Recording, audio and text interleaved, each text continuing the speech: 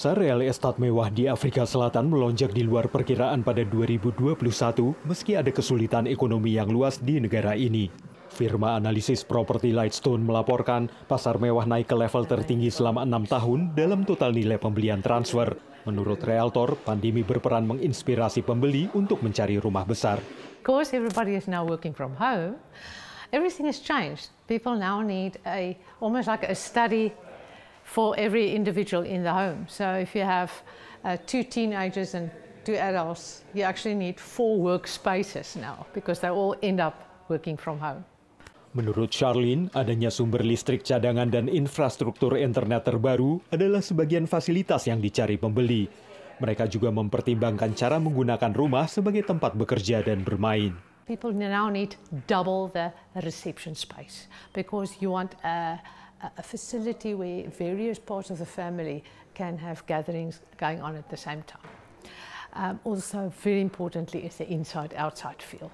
Tapi sektor perumahan juga terkena dampak pandemi. Afrika Selatan mengalami tingkat pengangguran mencapai 35%.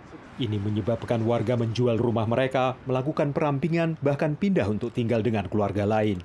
We actually saw deterioration in the number of sales in South Africa. In fact, we saw about a 15% deterioration in the number of sales from the preceding year, and we're down about 50% from the decade prior to that. So ultimately what we need is job recovery in order to encourage demand, both on the rental and on the for sale side of the property market. Menurut Michelle, kosongnya properti di pusat kota meningkat sejak awal pandemi. Tapi pada saat yang sama, Afrika Selatan mengalami kekurangan perumahan yang masif.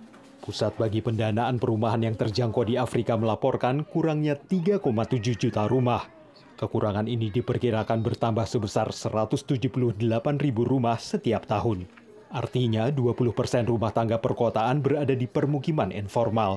Perumahan pemerintah tidak dibangun dengan cukup cepat dan kondisi rumah-rumah tua di komunitas seperti Soweto semakin parah. As a pastor, I'm crying because this is not the only houses that looks like this. There are even others that is also worse. Even if we could have money, we would have built our own places. But because people, they don't have jobs, so even myself, I'm not working. My wife is not working. You see, so really we are not fine. We are not okay. Akibatnya tampak jelas pada lanskap kota yang secara ekstrim menunjukkan kesenjangan karena ada permukiman kumuh dan informal di satu sisi, sementara perumahan mewah tampak di sisi lainnya. Prospek jangka panjang pasar perumahan juga belum jelas karena masih adanya dampak pandemi. Dan menurut para ahli, kesenjangan ini hanya akan membaik apabila ada pertumbuhan ekonomi dan penurunan tingkat pengangguran. Dari Arlington, Virginia, saya Helmi Yohanes dan tim VOA.